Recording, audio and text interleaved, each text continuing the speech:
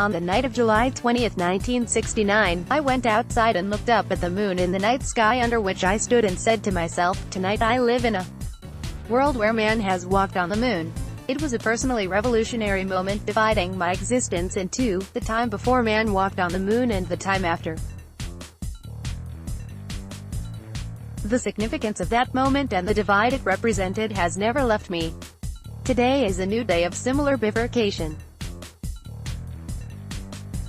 When Donald Trump awoke on Wednesday morning, it was still possible for him to resign and be pardoned. It may have even been possible, some have argued, for him to lose the 2020 election and pardon himself before leaving office. Those days are over.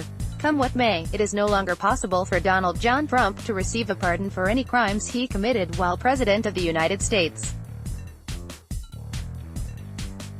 How do I know this? Because the Constitution of the United States says so. Article 2, Section 2 of the Constitution says the President shall have power to grant reprieves and pardons for offenses against the United States, except in cases of impeachment, italics added. In other words, because Trump is, after Andrew Johnson and William Jefferson Clinton, the third president to be impeached, he is now and for all time ineligible for presidential pardon. Recall that in September of 1973, Gerald Ford pardoned Richard Nixon.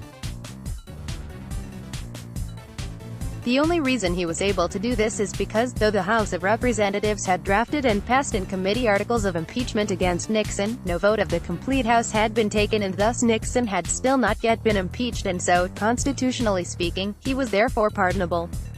Recall further that before leaving office, Bill Clinton confessed to the American people that he lied under oath officially by admitting that he was guilty of testifying falsely when he denied an affair with Monica Lewinsky during a deposition in the Paula Jones sexual harassment suit.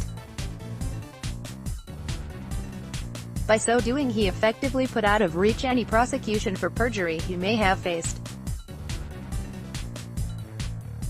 Clinton understood that there was no pardon mechanism available to rescue him from such a charge, and it was doubtful that George W.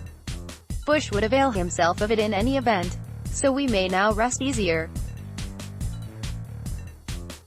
Come what may, a pardon for Trump is now off the table and for all time. But this call for easier rest comes with a caveat. Trump is now doubly dangerous. His safe exits out of the Oval Office are now blocked. We must therefore work diligently and work together to see him out of office and gone from political life in 2020.